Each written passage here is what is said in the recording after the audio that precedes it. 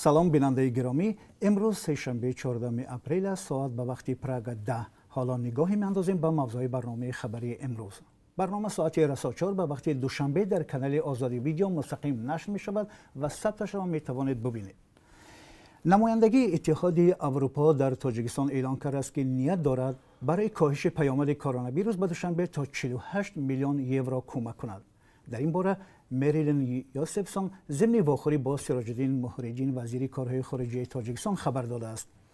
دفتر مطبوعات وزارت کارهای خارجه میگوید کمک اتحاد اروپا در چارچوب همکاری همچون کمک به تاجیکستان در برآورده ساختن نیازهای مبرم و کاستن پیامدهای همهگیری کووید 19 پیشنهاد می شود.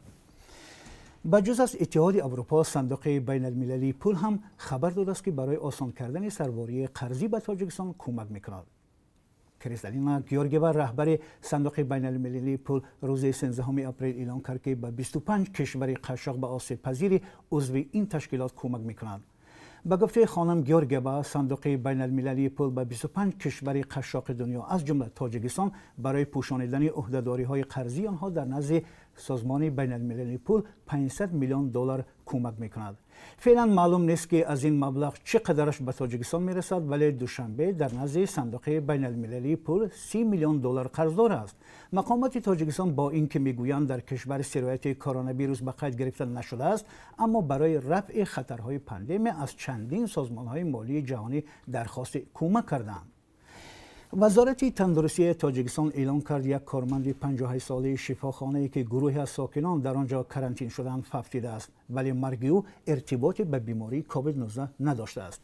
وزارت تندرستی تاجیکستان روز 13 اپریل با نشر یک بیانیه رسمی گفت آیشما علیمووا که در شفاخانه مرکزی ولایت ختلان در باختر کار میکرد، روز 12 اپریل بر اثر سیل ارتشاح مابینی هر دو شش، گیپرتروفی معده‌چه چپ دل و اتروسکلروز شاهرگ فوتید. اما خویشاوندان آیشما علیمووا میگویند او نه بیمار سیل بلکه سکته دل و از خوردی بیماری جاغر داشته است.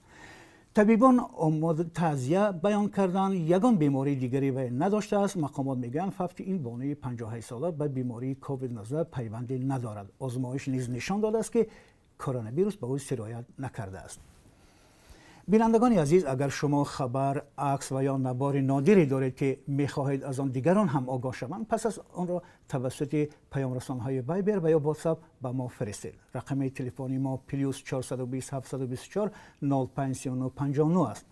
یادآور میشوم که این تلفن برای گرفتن پیام است. اگر شما خبر فرستادید، ما جزئیات آن را از شما پرسان میشویم. مقامات تندرستی ولایت سوق مرگ شادمان رجبوف معروف به شادمان تنور کباب را از بیماری ویروس کرونا رد کرده میگویند بر اثر بیماری سیل در بیمارخانه دهمای فوتیده است. محمود جان آستانقلوف معاون سردختری بیمارخانه شهرستان روز سه‌شنبه به رادیو آزادی گفت شادمان رجبوف تنور کباب 62 ساله بود و در پی یک حادثه ناگوار به او بیماری سیل خروج کرده و در بیمارخانه دهمای درگذشته است. وی گفت خبرهای پخش شدند که گویا همسرش هم فوتیده است. طور معاون سردکتر میگوید حقیقت ندارد، همسرش زنده است.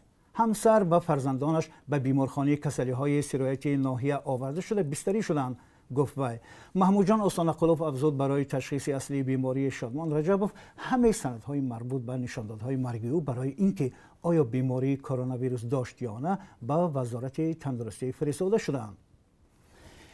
ساکنان از نواحی تاجیکستان یک هفته این جانب از کمبود نیروی برق شکایت دارند. میگویند برق با محدودیت به خانه‌هایشان انتقال می‌یابد و به یاد بسیاری‌ها مفصل لیمیت را می‌آورد.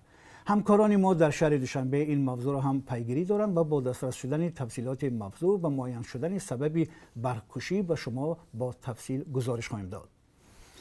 با افزایش نگرانی از احتمال سرایت کرونا ویروس در تاجیکستان هفته‌های اخیر برخی از نساجی در کشور به دوختن نقاب‌های طبی شروع کردند. گذشته از این معلوم شد که کارخانه در سوق برای ایتالیا 11 میلیون نقاب طبی صادر خواهد کرد. همین گونه در منطقه‌های دیگری تاجیکستان با دوختن نقاب‌ها پرداختند، از جمله در شهر کولاب. ولی مسئولان کارخانه‌های دوزندگی در کولاب میگویند احتمال در آینده نزدیک به کمبود اشیاء خام روبرو میشوند که استحصال نقاب‌های طبی را ناممکن میکند.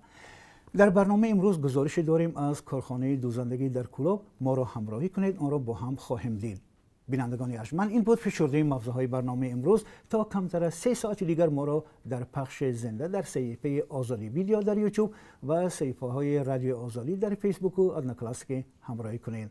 وقت خوش، خداوند نگهبان شما.